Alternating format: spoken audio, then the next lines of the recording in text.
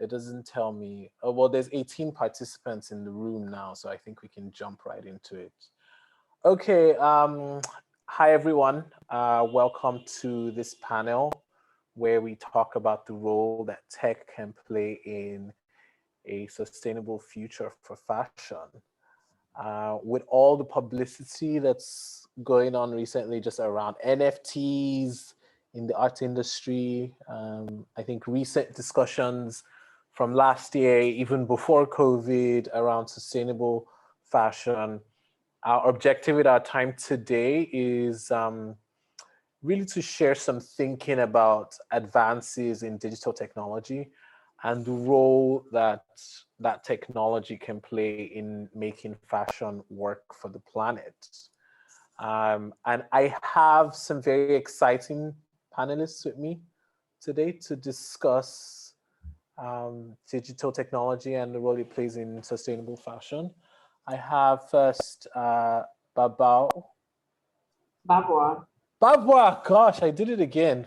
I have Baboa from BAM Labs, which creates digital fashion and accessories using Clo 3D. I have Evelyn from Digital Village, a sustainable fashion, no, sorry, sustainable community with a marketplace for digital assets. And I have Daria from DressX, an online store for digital only fashion. So welcome everyone to our panel. It should be a very exciting discussion. So we're going to just jump right into it. I'm going to start with a few questions for our panelists. I'll open it up to people to ask questions. And I will also love to hear from have the panelists ask each other questions. So just first question, and this one's for Evelyn. How would you say technology is disrupting the fashion landscape? And I'd like you to take it from 2 points, which is like one, before the pandemic, right? How is technology disrupting fashion? And then since we've had the pandemic, how would you say, from your experience, that technology is disrupting fashion? Great question. Thank you, Osione, for having me, and Omoyemi and everyone in the Lagos Fashion Week. I think you guys are doing an amazing job. But to answer your question, before the pandemic, I don't like to differentiate technology and fashion, or, put things in boxes. Technology. No boxes. No boxes. Technology, I mean, if you look at what we're doing with our metaverse, it's almost like protopia of social media and gaming. It's basically social media changing form. Everything is changing form in the end of the day. Nothing new really exists. We, find new shapes. And I think that technology affects our lifestyles, and our lifestyle affects on how we behave as consumers, and that affects, the markets. And voila. That would be my answer. And I don't think that there is a difference. I don't like to repeat the obvious things, that, okay, we're in lockdown, we have to do things digitally, but rather looking at it from a bigger picture, wider perspective, and understanding how we can use tech tools in making different industries better and optimize our sustainability activity, if you will. Very nice. And I think that gives me like a nice segue to Baboa, who's at BAM Labs. And to just sort of ask, I think something that Evelyn mentioned is this idea of people in the gaming community sort of like thinking about technology and then using that technology within their communities. And so there isn't that differentiator between fashion and technology. From your experience, Baboa, how has tech, particularly the kind of software that you're using, how would you say it's transforming or evolving within the fashion industry? Thank you for your question, Osione, and thank you for having me in Lagos Fashion Week. So I think it's really like brands are able to use it in different ways. If for like their e-commerce or for editorials. So yeah, they're also able to use it to kind of predict what their customers would prefer, like before they go into production, using like different colorways, different prints, seeing what will be more, I guess what would sell more. So yeah, it's just, yeah, I think that's my answer. Super, very nice, thank you. And I'm gonna jump to Daria. You have a store, an online marketplace where people can buy digital fashion, digital only fashion. Can you talk a little bit about the inspiration behind it and how are people sort of responding to it? What is the response to that that, if you will, platform right now? Thank you so much, guys, for inviting, for asking me this question.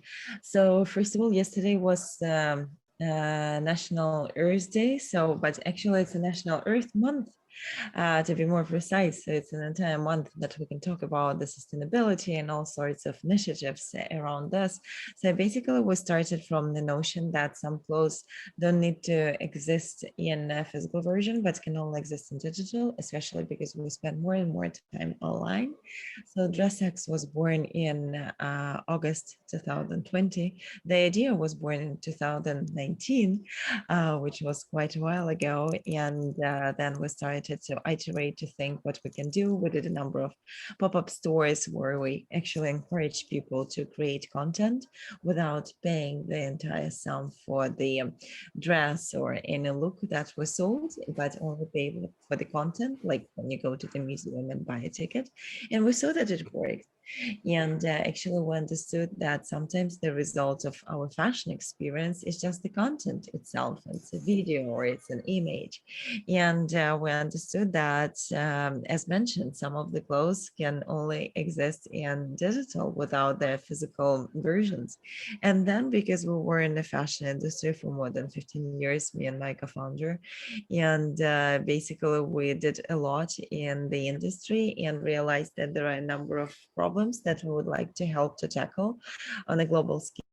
And we came to the idea that it will be amazing to drive this industry of digital fashion that is nascent, that is just kind of being born.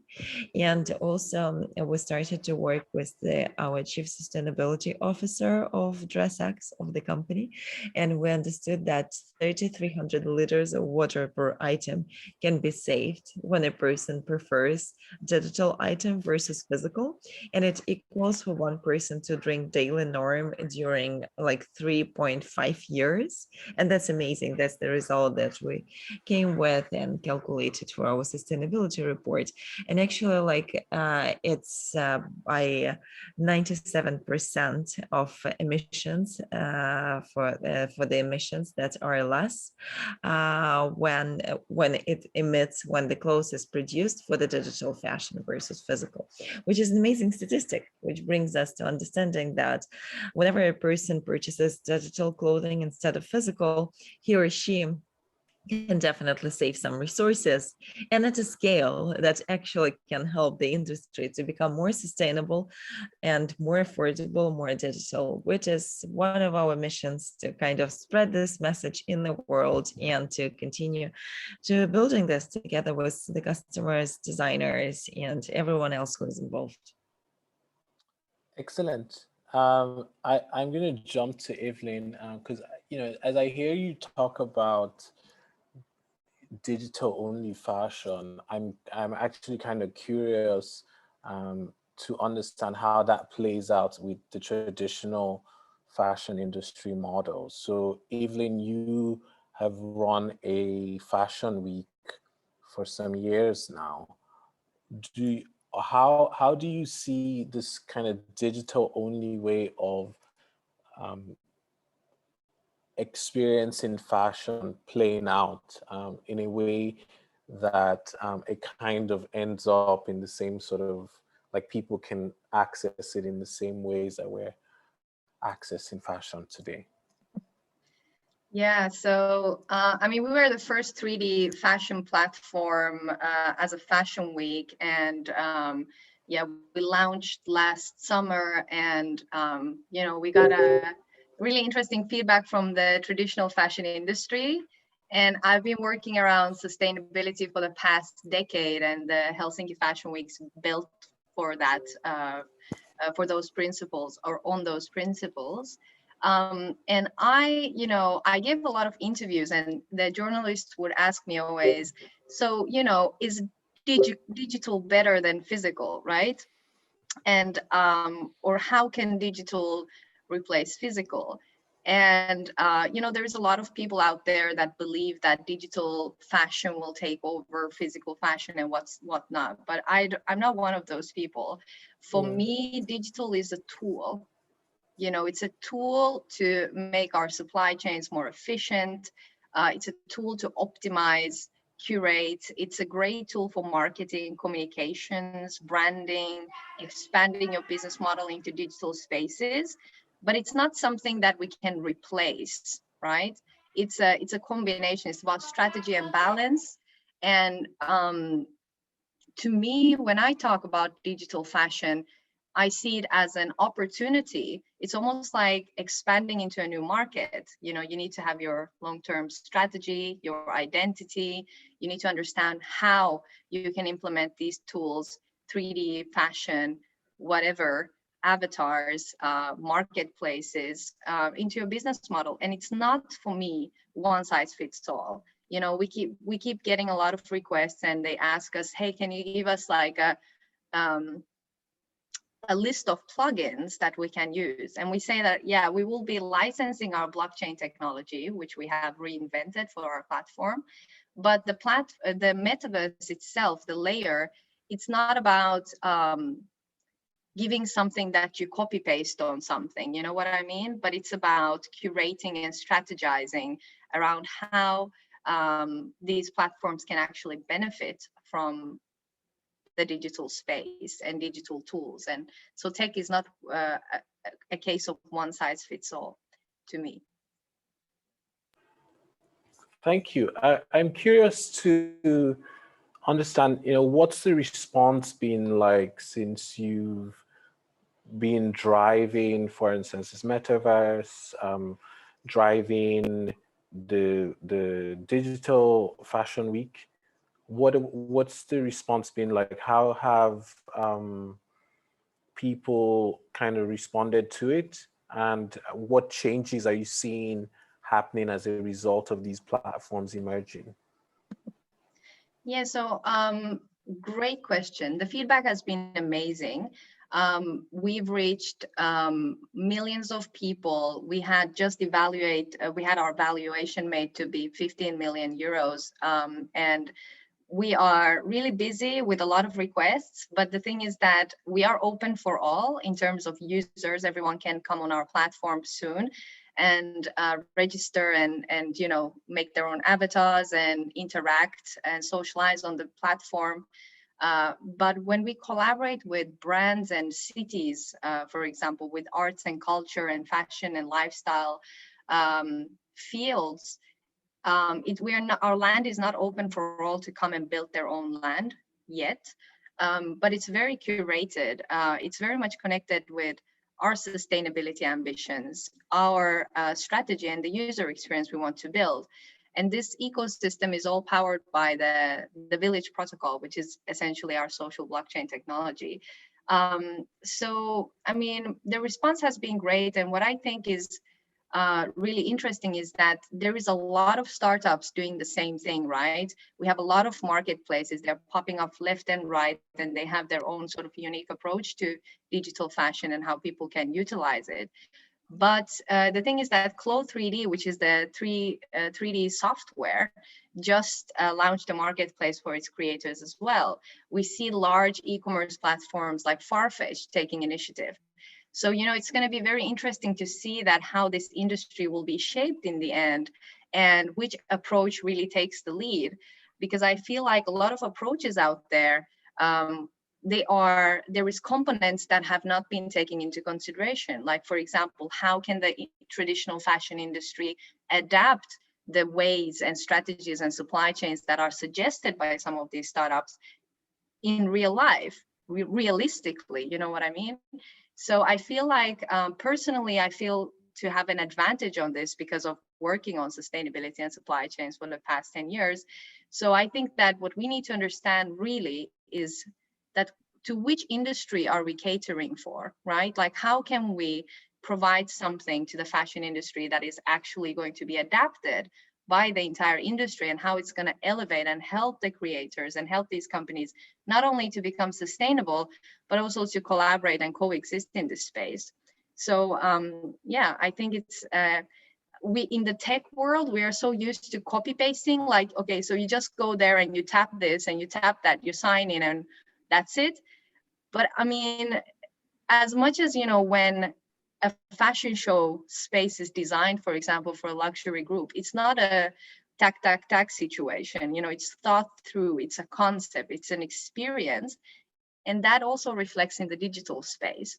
So I think it's all about curation, and the best strategy will eventually win, you know, the one that makes the impact really in the real world, that will be the platform that everybody will fly to. So it's all about building the roots of your tree, if you will. Very nice. I think that raises some questions for Baboa.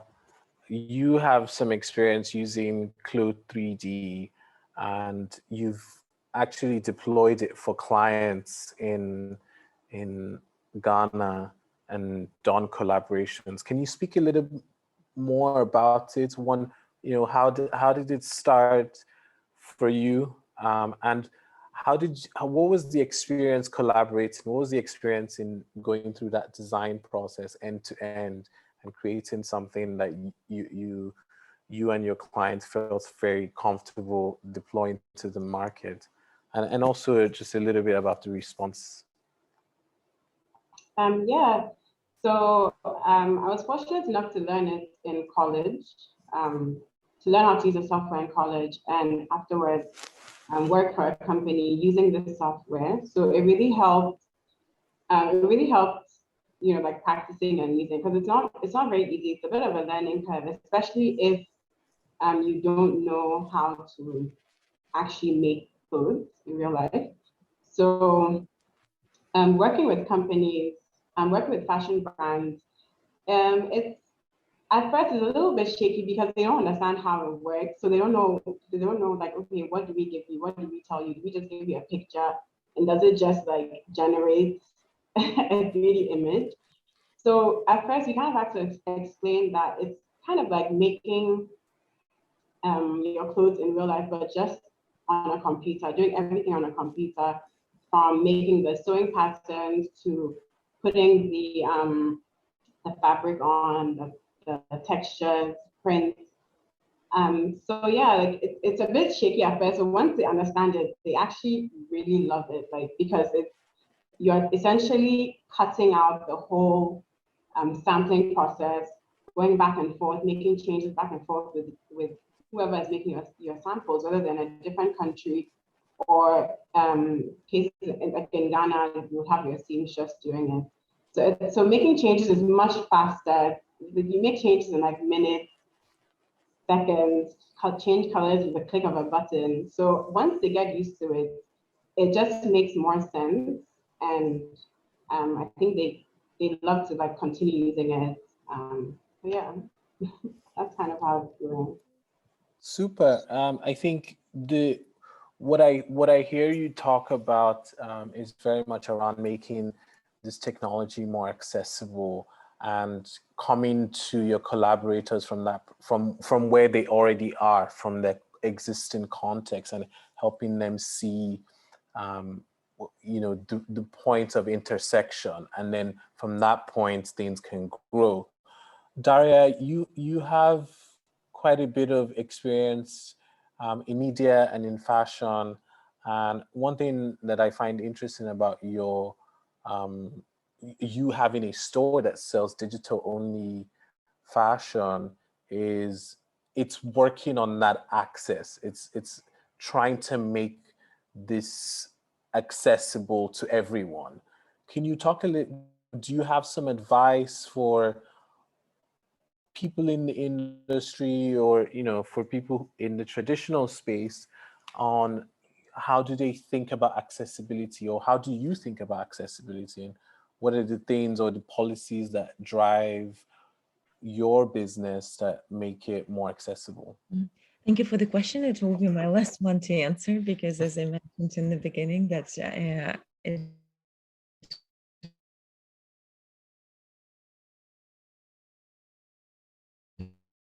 won't be possible for me, unfortunately, to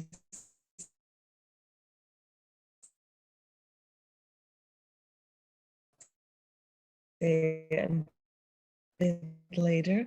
So basically, I think that digital fashion actually provides this amazing opportunity for the prices to be way less than for physical items, especially when we work with some of the designers who previously existed only in physical worlds, and then they try to do something in digital, and they kind of are convinced that the same dress should be sold way less than in their physical versions. And that's an amazing opportunity for everyone to wear a dress. For example, we do have one designer who is an LVMH prize. She was an LVMH prize nominee, and she's quite successful. She's sold in so many different stores, and her designs cost in reality like $700, and then she sells the same dress for $60.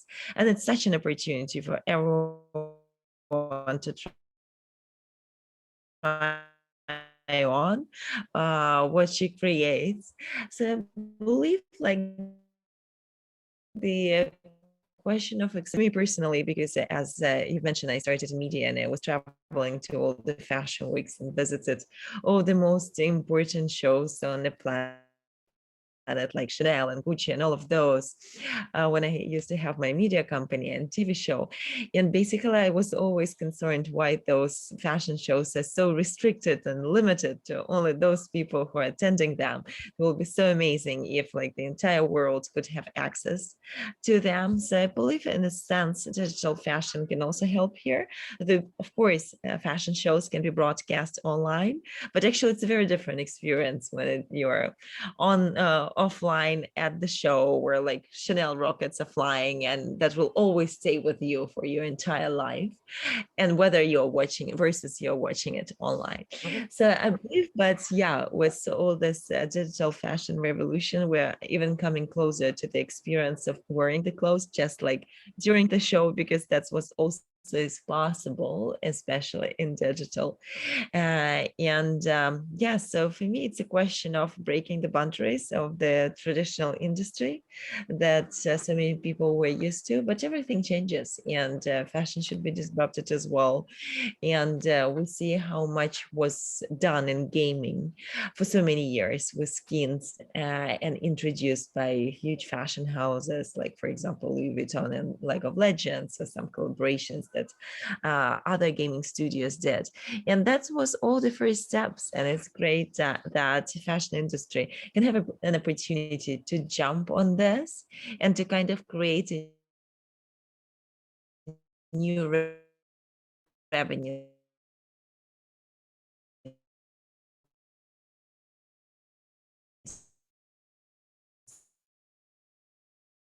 stream for the entire industry and to move forward. Yes. Big thanks to you for And now I need to go yes. to sleep. Yes. But it was great participating. Thank you so much, everyone. I wish you luck. Bye. Bye-bye. Thank you. Thank you. So I'm gonna switch gears a little bit and just kind of say, if you're interested in asking our panelists questions, feel free to raise your hand, and I will, let in like one or two people to ask a question. But then, and also at this point, I would just say to my panelists, I'd be keen to hear what questions you have, either for the audience or for yourselves. I'd be keen to hear some questions from you guys to each other. But I have one, just one more question that I'm sort of curious about.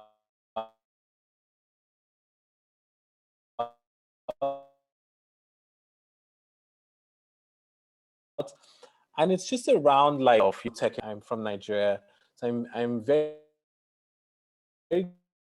curious about how you see, and this question is for both of you, how you see this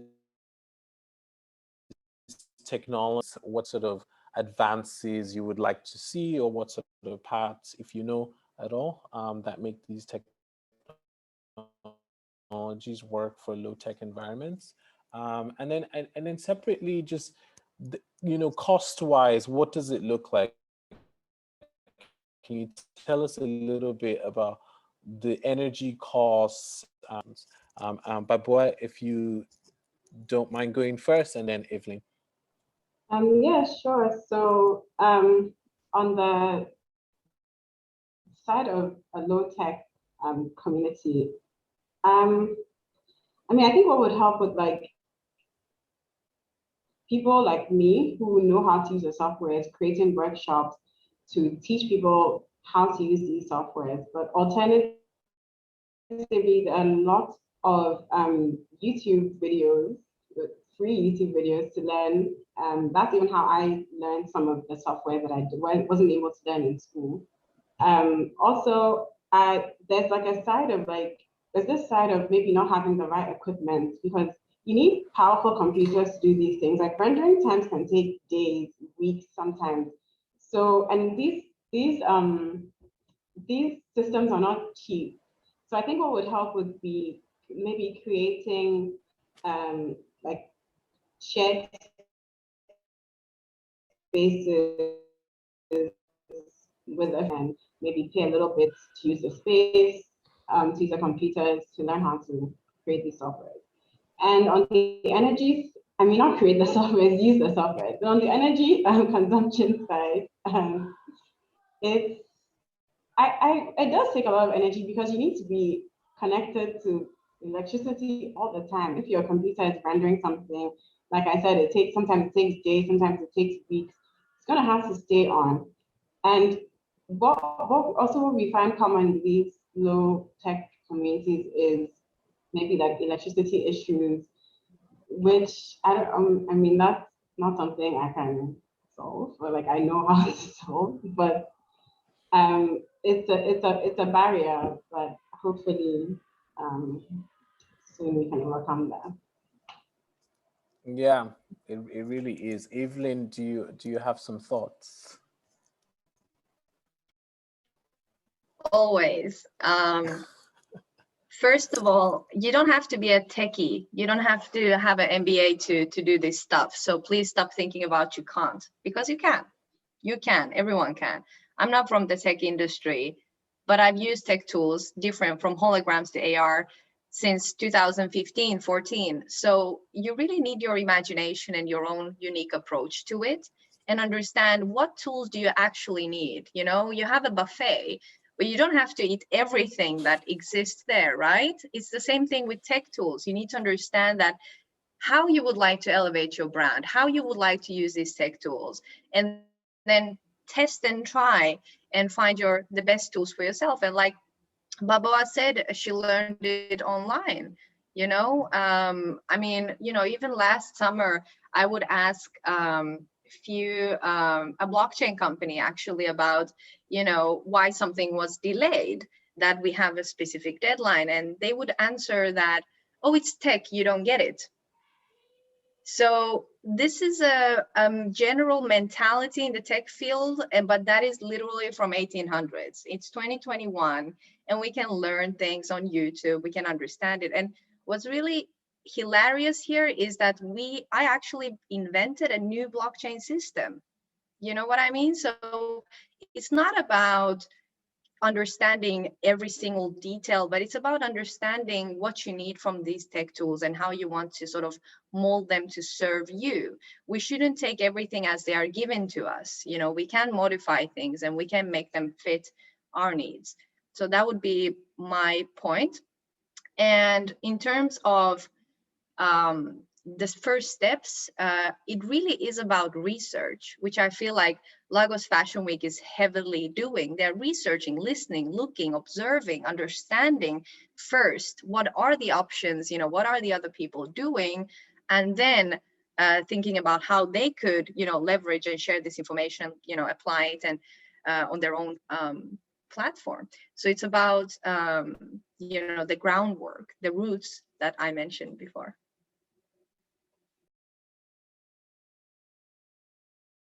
You're muted. Thank you. Yeah, very salient points there. You know, I like the idea of, look, your imagination is the beginning, and don't worry too much about. Baboa echoed similar sentiments when she talked about just meeting with the clients where they are, and starting from just their creatives, and you can take the technology, or you can start with your creativity and apply the technology and look for the technology that works for you through a research process. I have to add something about pricing, by the way. You know, okay, go ahead. Nobody in the traditional fashion industry produced as much 3D assets as I did. So I mean, we produced about 300 assets from scratch, collaborating with 3D designers, traditional designers. And, you know, those are real people. Baboa here is a real person working on behind the computer. Just because she doesn't have a fabric in her hand or whatever, doesn't mean that it's not a real work and it's not as valuable. Her time is as valuable as any other people. So there is really this ideology of fashion, digital fashion being cheaper, which I completely disagree with. I don't think that we do things because it's faster and cheaper. That is a fast fashion mentality. That is an unsustainable mindset, right?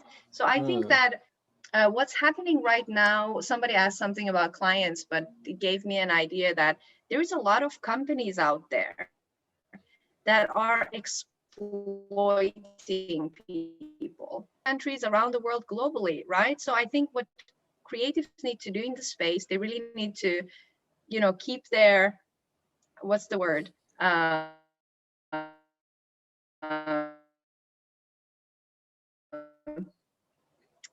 Self short, you know, work is work and it should be compensated. Agreed completely. Especially with the big corporations. Yeah. Especially with the big corporations. I agree. I was actually going to jump into that next, you know, like to ask, because I know that's a question that's in a lot of people's minds, is like, am I going to make money from doing this? You know, even just for the businesses themselves, it's like, what are you're telling me about sustainability. It's not sustainable if I'm not in business, right? Or if I can't pay salaries, if I can't do. So I'm just curious to hear from you guys, where are the points of value that you see, or, you know, how do you guys think about value? How do you think about generating the income that sustains, or building, for instance, like a system that can sustain people's livelihoods, for instance?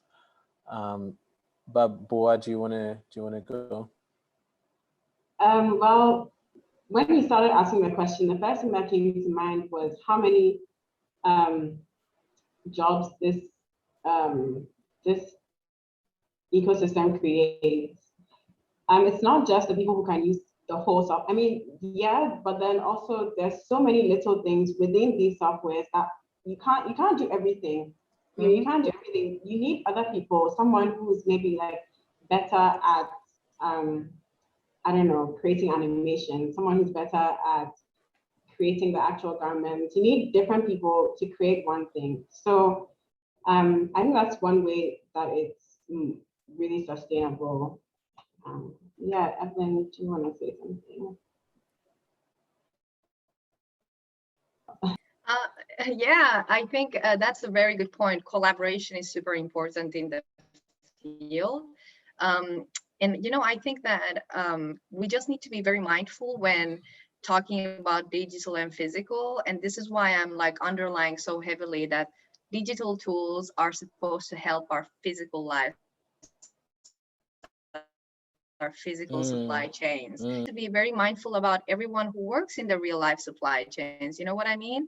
When people are going out there and saying that digital is the future, we don't need real fashion, they're completely ignoring everyone who's actually working in the real fashion supply chain. You know, we can't ignore these things. Yeah, and I'm sorry, I just have different thoughts in my mind right now because I'm reading these questions and someone asked about Africa and culture. If you don't mind, Osione, I'd like to answer that. Yeah, so I think we have 5 questions in total now. I'm just going to close out the questions because we have like 20 minutes left.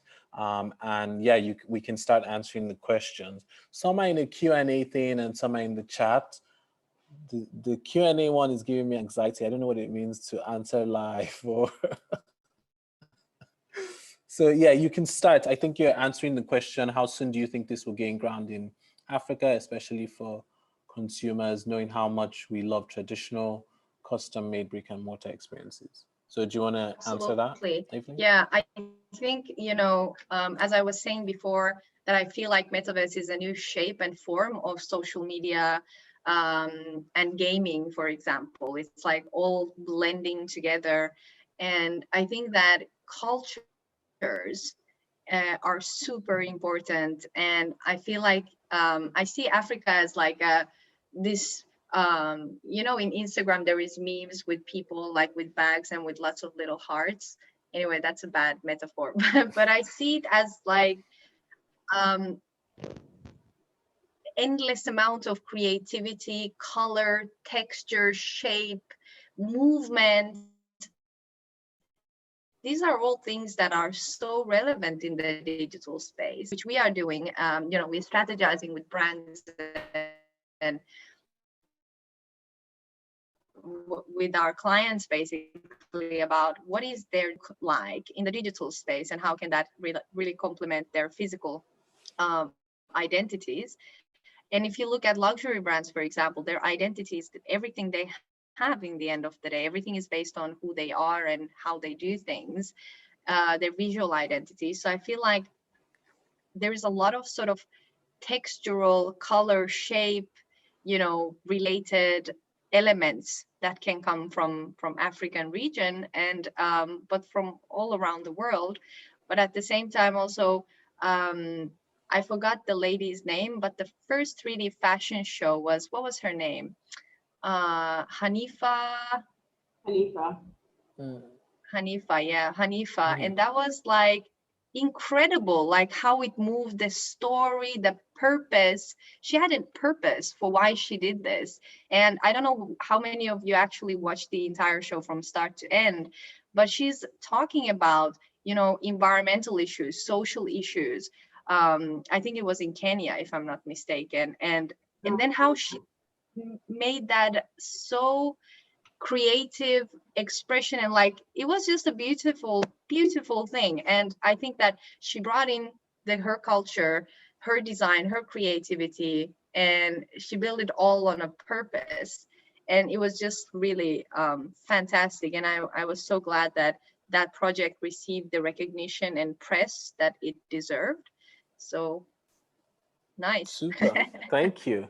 Okay, so I'm going to jump to another question. Baboa, someone's asking, how has it been recruiting a team in your context, and how do you balance full-time versus project-basis staff? And, you know, what's your team culture like? Okay, so in terms of recruiting, most of my team now are people who I went to school with. Okay. And I try to recruit, like I try to recruit people like me, people on the continent. So some of our team is also in Nigeria. But finding people on the continent who do these who work with these softwares have, I mean, it hasn't been that, it's been a bit challenging, but you know, I don't really have much more to say on that. Okay. But and yeah, like yeah. Super. Well, I think let's just jump to another question, which may be kind of related, you know, around the challenges of adoption. Is, you know, someone's asking, how do you convince clients to try some of, you know, I think you talked a little bit about it before, but you know, what's the journey when you're having conversations with clients? And you know, I'd love to hear you, Baboa, talk about it, and Evelyn a little bit about it as well. So most of our clients have been people who are already interested in implementing the software.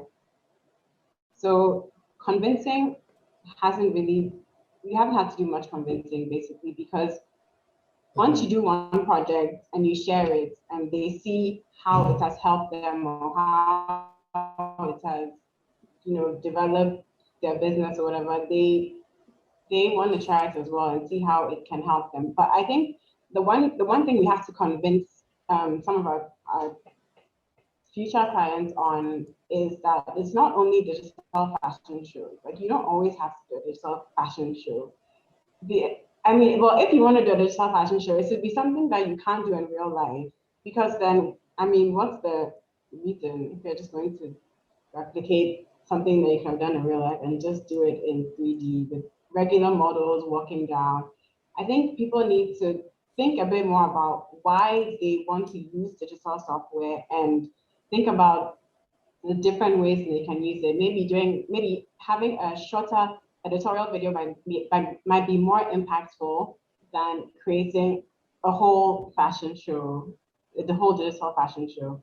But I think there are a lot of people out there who are thinking about using it and reaching them. One way to reach them is through marketing, through social media. I mean, the internet does great things, honestly. So just make use of these platforms that you have: Instagram, Twitter, Clubhouse. What else? There's so many things. Just make use of all these platforms that you have to keep talking about it, keep telling people. That's a good way as well. Super. And Evelyn, I'm going to switch the question slightly different for you, because something that I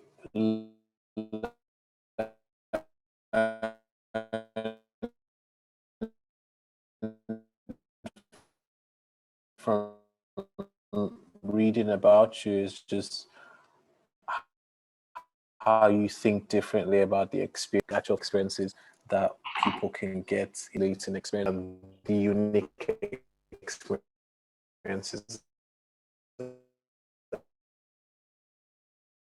that it has to offer.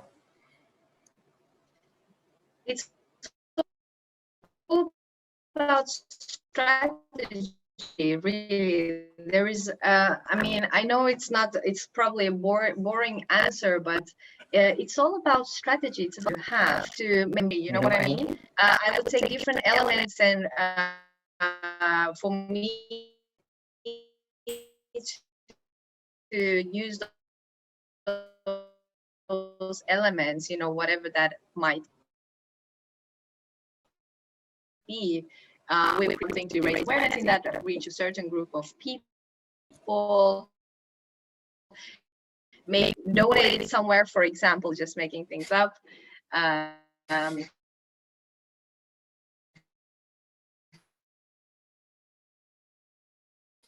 Wink, wink. Baboa. You know, using this, are you gonna turn it into a VR experience? Are you gonna work with avatars? Are you gonna make a fashion show, or are you gonna make a virtual event or party? It's just really about what you're trying to achieve, and then understanding that what kind of opportunities these different tools provide, and then curating those tools. And to me, I think one of the most exciting aspects on what I'm working on Digital Village is about how we can use the metaverse, have these physical and digital space in constant dialogue. That's like super interesting for me, and this is something that is enabled by our village protocol. Yeah, because I think that, you know, we are spending so much time online even before the pandemics, you know. We have our phone and whatnot. Well, you know, I don't have to, you know what I mean? So that's just changing forms and shapes. But I mean, we are really not optimizing decorating. Are you decorating like you're decorating your live? How you decorating?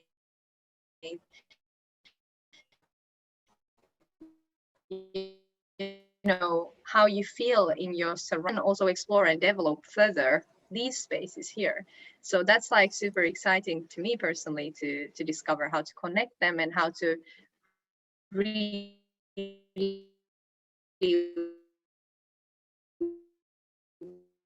whether we talk about algorithms or how they use activities and data and how that all can be curated.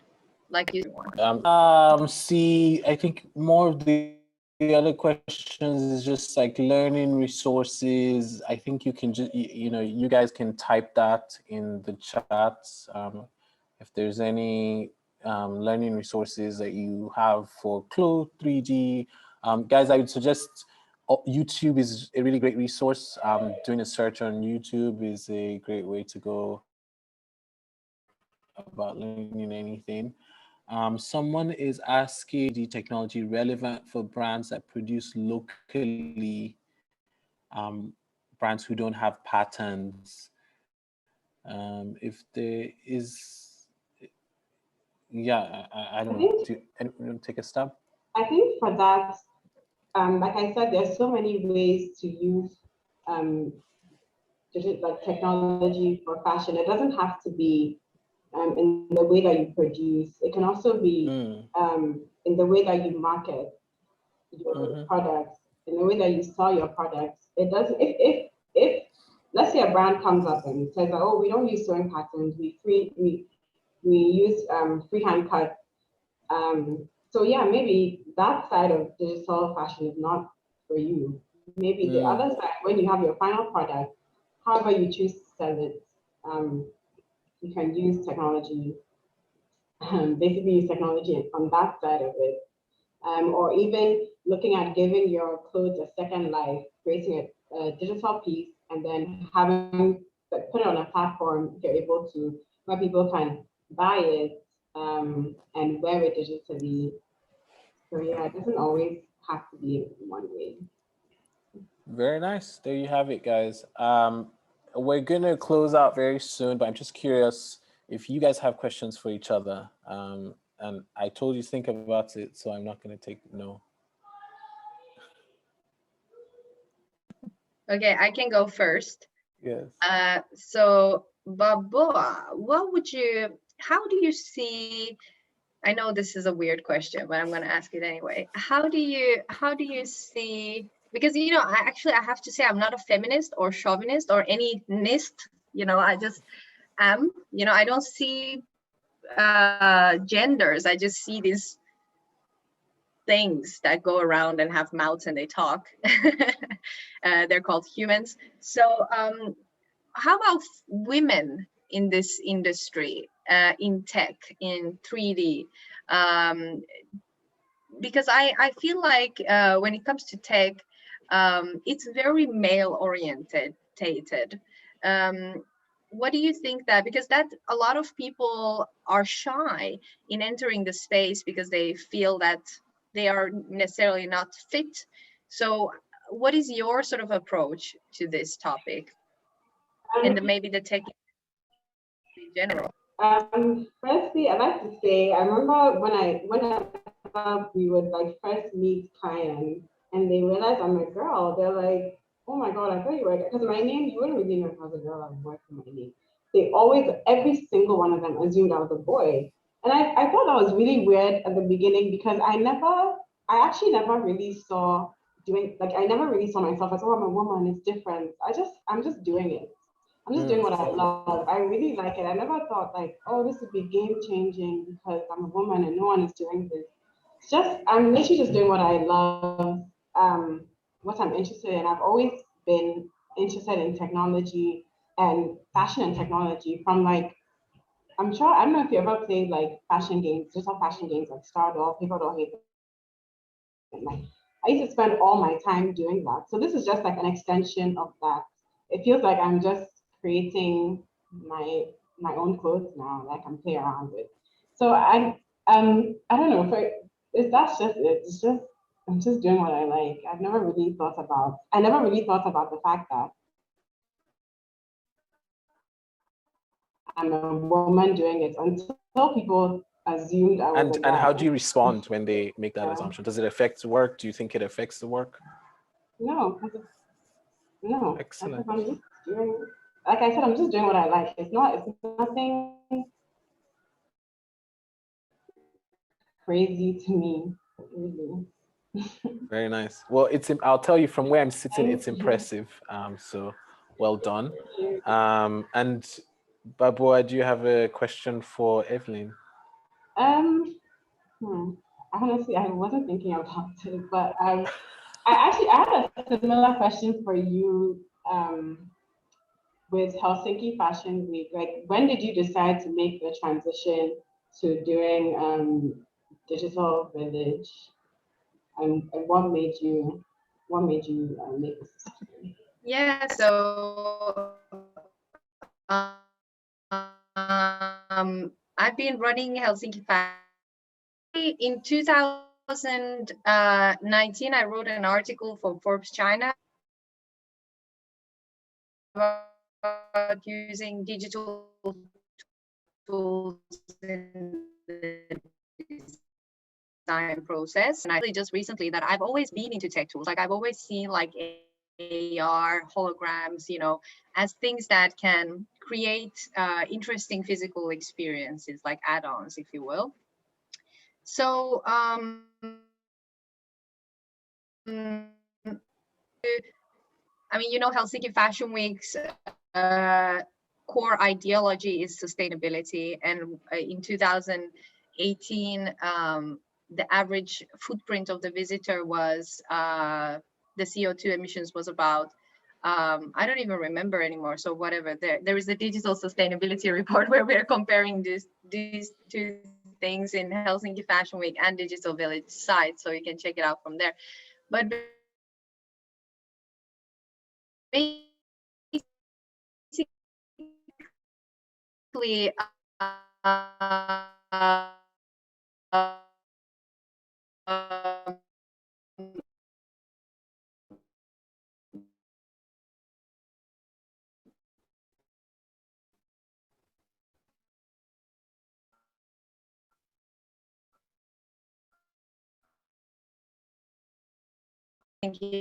Fashion Week is a non-profit, and Digital Village is now a French company.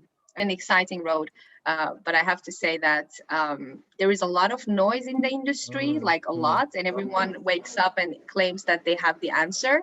But to me, it's like constant progress and testing and testing and testing. And to be honest, like, it's been my whole lifestyle about testing things. And I don't think that anything is ever ready. So our launch strategy with Digital Village is also very much like that, you know, constant under construction type of thing, even when the users are on the platform, because that's all. I mean, when you is that we should question everything. We should question what is the approach we want to take. We should question how these tools can help us find answers. And the more we find answers, the more questions we should ask. we should ask. Thank you very much, guys. Thank you, guys. Evelyn. Thank you, Baboa. Thanks everyone who's attended, and I hope that you inspires you to think different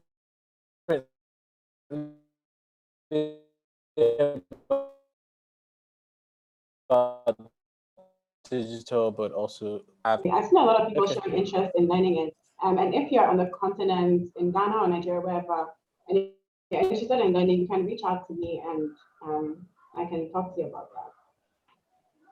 Excellent. And tomorrow, I'm going to use this opportunity to, Baboa and Osione, you're both welcome to our tomorrow's conversation. Please, Baboa, join it. And how to get started and whatnot. And we're going to talk about greenwashing, how to navigate greenwashing in the times of collective social burnout. I'm kind of protesting about it. I opened my phone and it was dolphins all around, you know, by the influencers. I was like, what is Earth Day anyway? You know, every day is an Earth Day. So I didn't post anything, and I sent to all my companies, I don't post anything, like, because we're constantly every day working for that. So what is this like birthday of unsustainable world? And we should appreciate things that should be appreciated every day, right? We will join you on Clubhouse. We will have that conversation already. Awesome. It's going to be fun because I feel like my greenwashing meter is filled. So I'm going to explode there. And someone in the audience wants to know if they can come too. Can I be invited? Yes, you can. If you guys hit me on Twitter, I'll send you my invites. I've been hoarding them. I have too many invites and I just randomly invite everyone. So same. Great. All right, Thank guys. you so much, Osione, for moderating. Nice to meet you, Baboa. Thank you. you. Bye, everybody. Thank you. Bye. Bye.